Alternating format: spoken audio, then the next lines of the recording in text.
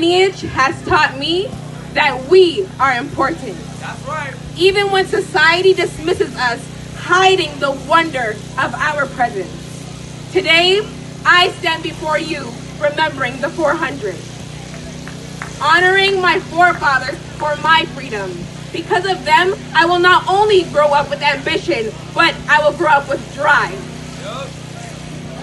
A study of my history tells me that I will soar, despite the continuation of neglect, objectification, and oppression. We will soar.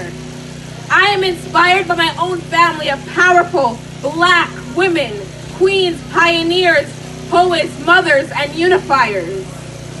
I carry the intention to continue making space for Black girls to know their true culture and embrace it.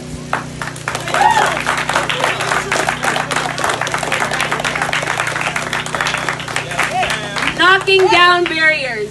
Our achievements, your achievements, my achievements allow us all to rise.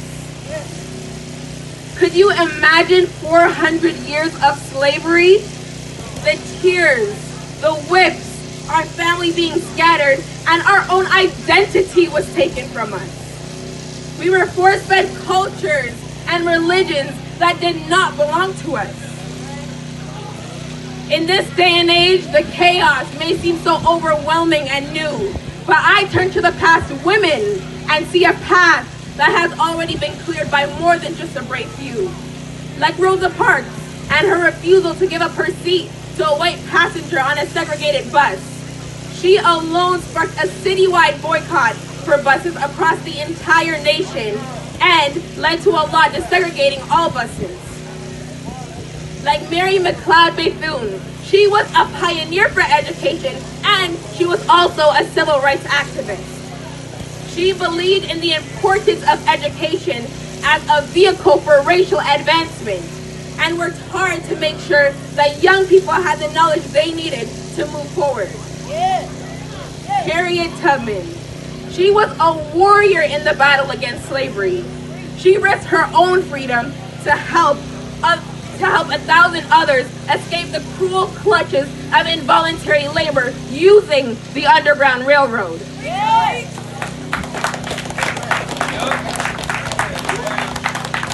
She endured permanent brain damage and physical health complications from the relentless beatings she suffered at the hands of her masters. Now, reflecting upon our vast history, the one thing that I know for sure is we have made it through 400 years of captivity. We know what we have been through individually as well as collectively to be where we are today. And now, looking back at what once was and looking forward to where we want to be and who we want to become, we cannot help but to give thanks. For women like Ellen Johnson Sirleaf, who was the first elected Black female president and Africa's head of state. For women like Condoleezza Rice, who was the first elected Black woman to ever serve as a U.S. National Security Advisor and Secretary of State. Like 15 years old Marseille Martin, who even has a career that most adults would envy. She has won 2 NAACP awards, an Image Award, a Young Artist Award, and at the age of 13, she produced her own film, making her the youngest person in Hollywood to ever produce their own movie. Just recently, she won BET's Young Artist Award. So we need to give thanks because it's not by coincidence that we went through what we did. It's not by chance that we chose the path that we took, but it's by the will and the personal handpicking of my Father above. Now here we are, given a second chance at life. It is not for naught or by chance that we are a part of this fight. So do I want to rebuild this nation? Of course I do. So the next time there is doubt, do we give in to further perpetuate the divide? The choice is always up to us.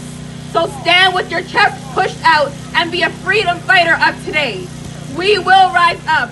Rise unafraid, high like the waves. We will rise up and we will do it 1,000 times again. And in case that wasn't clear enough for you, I'm going to repeat it for you again. That we will rise up. Rise unafraid, high like the waves. We will rise up, and we will do it 1,000 times again. For you, my forefathers. For you, Elder Shadrach Porter.